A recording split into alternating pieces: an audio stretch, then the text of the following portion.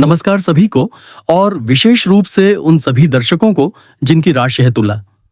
आज का ये विशेष वीडियो समर्पित है तुला राशि के लिए मंगल ग्रह के गोचर को लेकर। हम इस गोचर का विश्लेषण करेंगे अत्यंत गहराई से और समझने की कोशिश करेंगे कि यह आपके जीवन में क्या बड़े बदलाव लेकर आ सकता है। मंगल ग्रह ऊर्जा, साहस, क्रोध, निर्णय, पराक्रम और प्रतिस्पर्धा का प्रतीक है। तुला राशि जो कि वायु तत्व की राशि है और जिसका स्वामी शुक्र ग्रह है, उस पर जब मंगल जैसे अग्नि तत्व ग्रह का प्रभाव पड़ता है तो वहां ऊर्जा और संतुलन के बीच एक रोचक संघर्ष उत्पन्न होता है। तुला राशि स्वभाव से न्यायप्रिय, सौंदर्य प्रेमी और सामंजस्य पर केंद्रित होती है, जबकि मंगल इसके विपरीत तीव्र निर्णय और त्वरित कार्रवाई का प्रतिनिधित्व करता है। ऐसे में इस गोचर का प्रभाव तुला राशि के जातकों के लिए अत्यंत विशेष और महत्वपूर्ण हो जाता है। इस बार मंगल का गोचर तुला राशि में 15 अगस्त 2025 से 3 अक्टूबर 2025 तक रहेगा। इस अवधि में मंगल तुला राशि के पहले भाव में स्थित रहेगा, जो कि स्वयं व्यक्तित्व, शारीरिक स्वास्थ्य, आत्मविश्वास, आत्म अभिव्यक्ति और सामाजिक व्यवहार से जुड़ा हुआ होता है।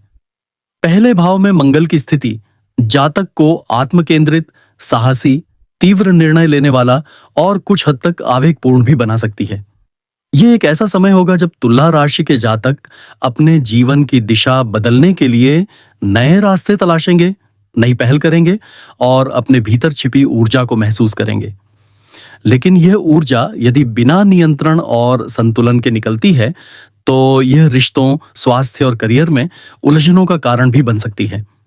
आइए विस्तार से जानते हैं कि यह गोचर आपके जीवन के विभिन्न पहलुओं पर क्या प्रभाव डाल सकता है। सबसे पहले बात करते हैं स्वभाव और व्यक्तित्व में बदलाव की। मंगल के प्रभाव से आप अधिक उत्साही, साहसी और आत्मविश्वास से भरपूर महसूस करेंगे। आप खुद को एक नई ऊर्जा के साथ कार्य करते हुए पाएंगे। यह समय आपके लिए स्वयं को दूसरों के सामने स्थापित करने का है। आप अपने विचारों को खुलकर प्रकट करेंगे और कई मामलों में नेतृत्व की भूमिका में भी आ सकते हैं। लेकिन इस आत्मविश्वास के साथ अहंकार का प्रवेश न हो जाए, इस बात का विशेष ध्यान रखें, क्योंकि मंगल का प्रभाव कभी-कभी व्यक्ति को आत्मकेंद्रित और अधीर बना देता है। करियर के दृष्टिकोण से देखें तो यह गोचर आपके लिए विशेष रूप से गतिशील रहने वाला है। जो जातक नौकरी में हैं, उनके लिए यह समय नए अवसरों और परिवर्तन का सूचक है। आप नई जिम्मेदारियों को संभालने के लिए तैयार रहेंगे और कई मामलों में आपके सीनियर्स भी आपके काम से प्रभावित होंगे। लेकिन आपके स्वभाव में आ रही तीव्रता और स्पष्टता कभी-कभी आपको दूसरों से टकराव की स्थिति में भी ला सकती है, खासकर अगर आप टीम में काम कर रहे हों। अतः संयम और सामूहिक सहयोग का व्यवहार बनाए रखें। वहीं जो जातक व्यवसाय में हैं, उनके लिए यह समय नया निवेश करने, नई साझेदारियों की शुरुआत करने और व्यवसाय विस्तार के लिए बहुत उपयुक्त रहेगा। लेकिन ध्यान रहे कि आप जिस किसी के साथ व्यापार कर रहे हैं, उनके साथ पूरी पारदर्शिता रखें, क्योंकि मंगल कुछ मामलों में जल्दबाजी में गलत निर्णय दिलवा सकता है। अब बात करते हैं धन और संपत्ति की। चूंकि मंगल आपकी कुंडली के अष्टम भाव का स्वामी भी होता है, इसलिए यह गोचर आपके लिए अप्रत्याशित धन लाभ या हानि का कारण बन सकता है। यह समय ऐसा हो सकता है जब आप कोई पुराना कर्ज चुकता कर सकें या कहीं से रुका हुआ पैसा वापस मिल जाए। वहीं दूसरी ओर, यदि आपने बिना सोचे समझे किसी स्कीम में निवेश किया या किसी से आड़ लिया तो वह आगे जाकर आपके लिए परेशानी का कारण बन सकता है। जमीन जायदाद से जुड़े मामलों में यह समय सतर्कता बरतने का है। दस्तावेजों की ठीक से जांच करें और किसी भी लेन देन में जल्दबाजी से बचें। वाहन या नया घर खरीदने की योजना बना रहे हैं तो 18 सितंबर से पहले का समय अधिक अनुकूल माना जा सकता है। विवाह और प्रेम संबंधों की बात करें तो यह गोचर आपके वैवाहिक जीवन में थोड़ी गर्मी ला सकता है। चूंकि मंगल आपके प्रथम भाव में है और उसकी सीधी दृष्टि सप्तम भाव यानी विवाह और साझेदारी पर पड़ेगी, तो यह संबंधों में तनाव और अहम की स्थिति उत्पन्न कर सकता है। यदि पहले से ही संबंधों में दूरी है तो यह समय और अधिक टकराव ला सकता है। इसलिए अत्यधिक संवाद और धैर्य की आवश्यकता है। प्रेम संबंधों में यह समय थोड़ा चुनौतीपूर्ण हो सकता है, लेकिन यदि दोनों पक्षों में समझदारी है तो आप इस समय का सदुपयोग अपने रिश्ते को मजबूत करने में कर सकते हैं। अविवाहित लोगों को इस दौरान किसी नए व्यक्ति से मिलने का अवसर मिल सकता है, लेकिन निर्णय लेने से पहले पूरी तरह सोच विचार अवश्य करें। अब हम समझते हैं कि ग्रहों की चाल, दशा और अंतर्दशा इस गोचर के साथ कैसे कार्य करेंगी। यदि आपकी कुंडली में वर्तमान समय में मंगल की महादशा, अंतर्दशा या प्रत्यंतर दशा चल रही है, तो यह गोचर अत्यधिक प्रभावशाली सिद्ध होगा। विशेष रूप से यदि मंगल आपकी कुंडली में केंद्र या त्रिकोण में स्थित है या आपकी लग्न कुंडली में योग कारक ग्रह है, तो यह समय आपकी पहचान को एक नई ऊंचाई पर ले जा सकता है। वहीं अगर मंगल छठे, 8वें या 12वें भाव में स्थित है और पाप ग्रहों के प्रभाव में है, तो यह गोचर शारीरिक थकावट, मानसिक तनाव और अचानक नुकसान का कारण भी बन सकता है। मंगल की दशा में व्यक्ति अपने क्रोध पर काबू नहीं रख पाता और यह गुस्सा व्यक्तिगत और व्यावसायिक जीवन में अव्यवस्था उत्पन्न करता है। ऐसे में अत्यंत सतर्कता और संतुलन की आवश्यकता होती है। आइए अब बात करते हैं चुनौतियों और अवसरों की। यह गोचर एक ओर आपको साहस और शक्ति देगा, तो दूसरी ओर यह आपकी सहन शक्ति और धैर्य की परीक्षा भी लेगा। जो जातक पहले निर्णय लेने में हिचकिचाते थे, वे अब आगे बढ़कर नेतृत्व करेंगे। लेकिन इसमें यह ध्यान रखना आवश्यक है कि आप अपनी वाणी और व्यवहार में संयम बनाए रखें, क्योंकि प्रथम भाव में स्थित मंगल कभी-कभी अत्यधिक आत्मविश्वास की वजह से दूसरों की भावनाओं की अनदेखी करता है, जिससे संबंधों में दरार आती है। वहीं कार्यक्षेत्र में भी अत्यधिक उत्साह कभी-कभी टीम के बाकी सदस्यों को असहज कर सकता है। यह समय है रणनीतिक रूप से आगे बढ़ने का, सोच समझकर निर्णय लेने का। अब बात करते हैं व्यावहारिक सलाह और उपायों की, जो इस गोचर की शक्ति को सकारात्मक दिशा में मोड़ने में आपकी मदद करेंगे। मंगल ग्रह के प्रभाव को संतुलित करने के लिए हनुमान जी की आराधना अत्यंत फलदायक मानी जाती है। प्रत्येक मंगलवार को हनुमान चालीसा का पाठ करें और यदि संभव हो तो सुंदरकांड का पाठ भी करें। तांबे के बर्तन में जल भरकर सूर्य को अर्घ्य दें। लाल वस्त्र, मसूर की दाल, लाल फूल और तांबे का दान मंगलवार को करें।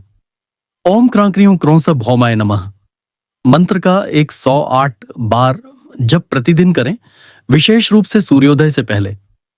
जो जातक व्यावसायिक रूप से संघर्ष कर रहे हैं, वे मंगल ग्रह की शांति हेतु मंगल यंत्र की स्थापना कर सकते हैं और उसका नियमित पूजन करें। अब जानते हैं कुछ विशेष तिथियां जब यह गोचर विशेष रूप से प्रभावशाली या चुनौतीपूर्ण हो सकता है। 23 अगस्त 2025 को मंगल और चंद्रमा की युति से मन में अस्थिरता और भ्रम की स्थिति उत्पन्न हो सकती है, जिससे निर्णय लेने में कठिनाई आ सकती है। 5 सितंबर 2025 को मंगल की दृष्टि शनि पर पड़ेगी, जो कार्यक्षेत्र में तनाव या किसी वरिष्ठ अधिकारी से मतभेद का कारण बन सकती है। 17 सितंबर को मंगल और राहु की युति किसी दुर्घटना या तीव्र भावनात्मक प्रतिक्रिया को जन्म दे सकती है। अतः वाहन चलाते समय और तीव्र शब्दों का प्रयोग करते समय विशेष सावधानी रखें। 29 सितंबर को मंगल और गुरु के मध्य त्रिकोणीय संबंध बनेगा, जो धार्मिक कार्यों, यात्राओं और उच्च शिक्षा के लिए अनुकूल रहेगा। इस गोचर के समापन तक यानी 3 अक्टूबर 2025 को जब मंगल तुला राशि से निकलकर वृश्चिक राशि में प्रवेश करेगा, तब तक आप यह महसूस करेंगे कि यह समय आपकी मानसिकता, निर्णय प्रक्रिया और आत्मविश्वास को गहराई से प्रभावित कर चुका है।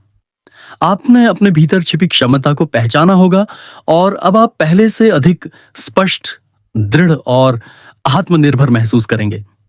अब हम आगे बढ़ते हैं और इस गोचर का विश्लेषण करते हैं तुला राशि के विभिन्न नक्षत्रों के अनुसार। तुला राशि के अंतर्गत 3 मुख्य नक्षत्र आते हैं, चित्रा, स्वाति और विशाखा। इन नक्षत्रों के अनुसार मंगल का गोचर अलग अलग प्रकार से प्रभाव डालता है।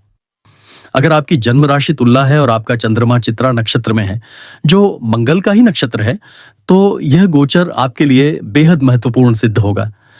चंद्रमा और मंगल के संयोग से व्यक्ति के मन में तीव्रता, आकांक्षा और साहस का संचार होता है।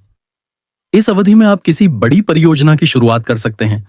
यह नक्षत्र आपको नेतृत्व की भावना देगा, लेकिन साथ ही अहम और गुस्से से भी सावधान रहना होगा। प्रतियोगिता, परीक्षा, खेल या कोई नया व्यवसाय आरंभ करने के लिए यह समय अनुकूल हो सकता है। हालांकि निजी जीवन में तकरार या आत्म केंद्रित निर्णय संबंधों में खटास ला सकते हैं। यदि चंद्रमा स्वाति नक्षत्र में है जो राहु से संचालित होता है, तो यह गोचर आपको बौद्धिक और मानसिक रूप से अत्यधिक सक्रिय बना सकता है। लेकिन यह भी एक ऐसा समय होगा जब भ्रम, असमंजस और वैचारिक अस्थिरता देखने को मिल सकती है। आप अपने निर्णय को लेकर बार बार सोचते रहेंगे और किसी निष्कर्ष पर नहीं पहुंच पाएंगे। ऐसे में यह आवश्यक है कि आप अनुभवी लोगों की सलाह लें और किसी एक निर्णय को लेकर आगे बढ़ें। स्वाति नक्षत्र में जन्मे जातकों को यह गोचर कर्म के माध्यम से संतुलन बनाने का अवसर देता है। आपके लिए ध्यान और मानसिक शांति प्राप्त करना अत्यंत लाभदायक सिद्ध होगा। यदि आपका चंद्रमा विशाखा नक्षत्र में है जो गुरु और फिर इंद्र से संचालित होता है, तो यह गोचर आपकी महत्वाकांक्षा और योजनाओं को गति देगा। ये वह समय है जब आप जीवन में कुछ नया करना चाहेंगे और पुराने ढर्रे से बाहर निकलकर कोई बड़ा कदम उठाएंगे। यह नक्षत्र आपको विस्तार और यश प्रदान करता है, इसलिए यह गोचर आपको समाज में प्रतिष्ठा और पहचान दिला सकता है। लेकिन ध्यान रहे कि अति महत्वाकांक्षा कभी-कभी अधैर्य और व्याकुलता को जन्म देती है, जिससे आप मूल लक्ष्य से भटक सकते हैं। अब बात करते हैं आध्यात्मिक दृष्टिकोण से इस गोचर की भूमिका की। मंगल एक ऐसा ग्रह है जो साधना, तपस्या और आत्म बलिदान से संबंधित है। जब यह ग्रह तुला राशि में आता है, तो यह संकेत करता है कि जातक को अपने भीतर झांकने, अपने दोषों और शक्ति दोनों को पहचानने की आवश्यकता है। यह समय विशेषकर उन लोगों के लिए अनुकूल है जो तांत्रिक साधना, योग साधना या किसी गुप्त विद्याओं में रुचि रखते हैं। आप अपने आत्मबल को जागृत कर सकते हैं और यदि आप नियमित साधना करते हैं तो यह समय आपकी साधना को गहराई देगा। विद्यार्थियों के लिए यह समय मानसिक परिपक्वता और निर्णय लेने की दिशा में सहयोग करेगा। जो विद्यार्थी उच्च शिक्षा, शोध, प्रतियोगी परीक्षाओं या विदेश जाने की तैयारी कर रहे हैं, उन्हें इस समय विशेष ध्यान देना चाहिए। आप में ऊर्जा तो प्रचुर मात्रा में होगी, लेकिन ध्यान भटक सकता है। ऐसे में यदि आपने अपने दिनचर्या को अनुशासित रखा, तो यह गोचर आपको वह सफलता दिला सकता है जिसकी आप लंबे समय से तैयारी कर रहे हैं। मंगल की ऊर्जा को एकाग्र करने के लिए आपको नियमित सूर्य नमस्कार, ध्यान और ब्रह्म मुहूर्त में अध्ययन को प्राथमिकता देनी होगी। अब बात करते हैं महिलाओं के लिए इस गोचर के प्रभाव की। यदि आप विवाहित हैं, तो यह गोचर आपके पति के स्वास्थ्य और व्यवहार पर असर डाल सकता है। आप उन्हें अधिक क्रोधित, चिड़चिड़ा और मानसिक रूप से असंतुलित देख सकती हैं। ऐसे में आपको उनका सहारा बनना होगा और पारिवारिक माहौल को सकारात्मक बनाए रखने की जिम्मेदारी भी आप पर आ सकती है। यदि आप कामकाजी महिला हैं, तो यह समय आपको नेतृत्व और चुनौती दोनों देगा। आप में निर्णय लेने की क्षमता बढ़ेगी और आपके कार्यक्षेत्र में आपकी भूमिका और भी अधिक सशक्त होगी। लेकिन ऑफिस में महिलाओं के साथ वाणी के प्रति विशेष सतर्कता बरतें, क्योंकि मंगल की तीव्रता आपके व्यक्तित्व में रूखापन ला सकती है। जो महिलाएं गर्भवती हैं, उन्हें इस गोचर में विशेष ध्यान रखना होगा। चूंकि मंगल शरीर में रक्त, हड्डी और मांसपेशियों का कारक होता है और जब वह पहले भाव में आता है, तो शारीरिक असंतुलन और मानसिक तनाव दोनों बढ़ सकते हैं। ऐसे में नियमित चेकअप, पोषण युक्त आहार और पूर्ण विश्राम की आवश्यकता होती है। मंगल के दोष को दूर करने के लिए आप अंगारक स्तोत्र का पाठ करें, लाल चंदन का तिलक लगाएं और मंगलवार को व्रत रखें। यदि आप विदेश यात्रा या विदेश में शिक्षा या नौकरी की योजना बना रहे हैं, तो यह गोचर आपके लिए गति और दिशा दोनों देगा। विशेष रूप से यदि आपकी कुंडली में द्वादश भाव मजबूत है या मंगल से संबंध रखता है, तो विदेश यात्रा के अवसर बन सकते हैं।